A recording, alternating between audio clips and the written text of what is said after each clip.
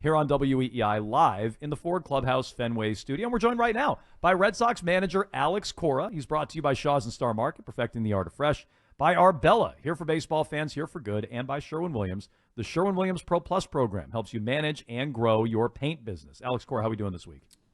We're doing good. We're doing good until I got to Fenway. Well, so I was going to say, you don't sound so sold. Why? Yeah, what's not good? we got bad news, actually. Willie's going to the IL. Ankle sprain, the right one. Everybody saw it, what happened in the dugout. I think it was at the 7th or 8th inning. So he had an MRI yesterday. He's going to see the specialist now. So we'll know how bad it is, but he has to go to the IL. Heineman will be here. T.O. is going on a rehab assignment tonight to Worcester, hopefully 4 at-bats, and he'll be back tomorrow. Okay, so what does that mean for the lineup tonight if Abreu's out for the time being? We got a bunch of righties out there. We got Bobby in right, Westy at second. Dom is going to play first. Coop is going to DH. Wong. Rafael is playing short. Rafi at third. Ref Knight in left, and Duran in center. Okay, so look, you guys have dealt with plenty of injuries. Here's another one. You're 30-30. And I think you've really fluctuated between, it was 5 games over 500 at one point, 2 games under 500 at one point, but really around that 500 threshold for much of the first 2 months. Is it fair to say, and you referenced Bill Parcells last week, is it fair to say this is just what the 2024 Boston Red Sox are? I think it's fair, that we can be better, of course. But when you look at the lineups on Saturday and Sunday, there were 5 rookies, and we're playing good baseball, right? We're not playing great baseball, but the things that we set up to do in the offseason and in spring training, as far as like playing development, giving these guys a chance to become big leaguers, I think we have accomplished that. Obviously, the pitching has been amazing. Some guys have been down, but I think the pitching has kept this going, right? We're 3.5 games back from the Twins. I think that's where we at. But I think it's fair. Like right now, this is who we are. You mentioned Tyler O'Neill going out to Worcester. So what's the schedule for his return as you see it today, and not knowing it won't go exactly to plan? What's your hope, and what impact would he make back on this lineup? 4 at-bats, and hopefully he's fine, and he'll be with us tomorrow. That's the goal. We knew that it was going to be short term, but we really want him to go down there at least, get 4 at-bats. If he needs 8, he gets 8, but just to get your feet, in the batter's box, compete at that level, and then be ready for us. Alex, you mentioned Jamie Westbrook is playing again today, and I was sort of thinking about him and a couple other guys you have on the roster, Chris Martin, Cam Boozer. These guys are a little older, but have had very kind of wild trips to the major leagues. Those guys were playing in the independent leagues, and now you have this guy who was in the minors for 11 years and had that whole thing with COVID. What's it like managing guys like that who have had such crazy roots to the majors? Honestly, everything I was thinking on Sunday was how are we going to get this guy at the plate against a lefty, and he's going to hit a missile off the wall. The way it was going, they had one lefty available. Chafin was because we went to extra innings. So we're looking around, and it was surreal, to be honest with you. We know the whole story. We know the grind in the minor leagues. So I'm looking, and ref gets a base hit. Jaron is at the plate. And I look back, and Westy's right there just getting ready. And I look at Rafi and Rafaela, and they were like, yeah. Like everybody was all in with him. And he took a cutter inside. I think it was 1-1 count, a great take. And we're like, he's going to hit a freaking missile here. And Netflix is going to love it, right? But he ended up with a walk. Then Wong hit the deep fly ball to right. But we had family day that day. His family was there, his wife, his kid, his parents, and it's one of them. Like, I know how crazy this is, and you get caught up on the winning and losing, all of that. But when you see their parents, how proud they are of their kids, it makes you, think of the real thing, the game, and he has a chance today. He's going to play, and he's going to put good at bats. He's going to play second base, and hopefully he can help us win games. You mentioned Netflix, and like I know you're joking saying Netflix is going to enjoy the moment, but like how much is that kind of factoring into everybody's mindset? Like the cameras are just so we see it. They're there. It's got to be so noticeable for you guys. No, he's right there. I got the mic. I mean, I walked in at 2.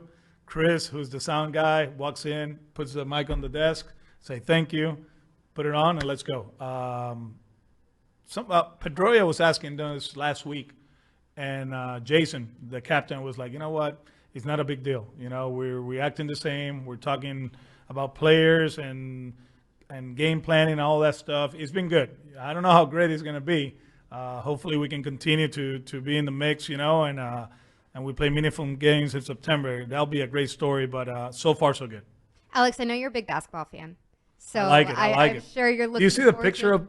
So there was this post on the Celtics Instagram. It was Jalen and Brown and Tatum, 07, and we went to game 2, and there's this picture of my boys, you know, 0 and 7, and it was kind of like impacting the future of our generations. And they were my boys. Nobody knew it. Somebody put out there. I was like, holy shit. This is awesome. Yeah, this is awesome. So, I mean, since last week, everything we hear at the house is boom, boom, boom, the basketball. We got actually tomorrow's trip to Chicago. It's a family trip, and the theme is the Celtics. So people are going to be wearing jerseys. Everything is green. We actually have, you know, my daughter is going. We got the 2 boys and Angelica. So we're going with the starting 5. You know, it's Nice. Yeah. Okay, so I was going to ask you. I don't know how much you've been watching Luka and his extracurriculars while he's on the floor with his crap talking. Yeah.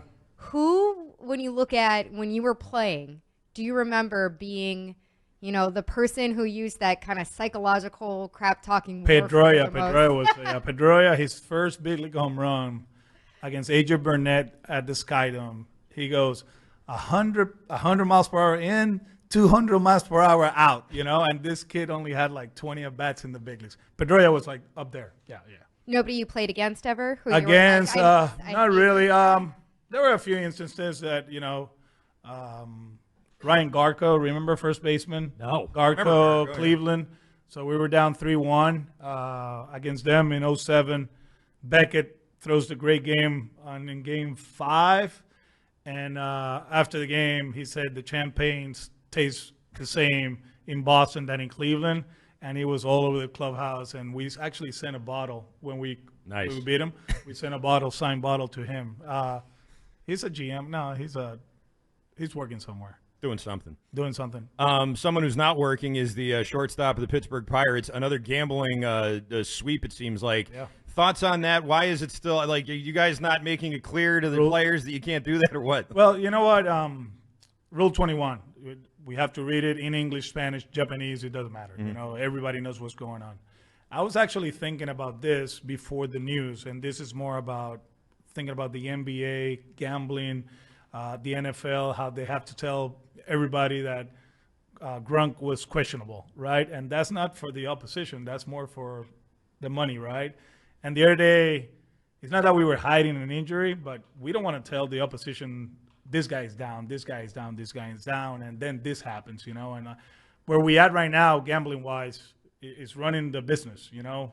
I mean, it's by inning, by pitch, by runs, and but the players, they know, and you know, he's going to pay the price. He's not going to play. Probably this is it for him, you know. It's time now for our Sherwin-Williams question of the week. It's sponsored by Sherwin-Williams. You can ask Sherwin-Williams how to bring color to your life. Our Sherwin-Williams question of the week is brought to you by Tyler Roost of Sherwin-Williams. Injuries aside, and there's been a lot of them, another one today with Abreu. How has roster construction been different this year working with Craig Breslow compared to previous years? Versatility is a must, and we're playing the right guys in their positions. You know, I think over the years there were a lot of projects, you know, Frenchie at first, Kyle at first base, Kike at shortstop. And they're good athletes. You know, they probably can do it for 10 or 15 days, but, you know, over 30, 40 days, he's going to catch up. The other thing, the pitching philosophy, it's a lot different, you know, a lot of angles, versatility out there. So he's been good. He's locked in.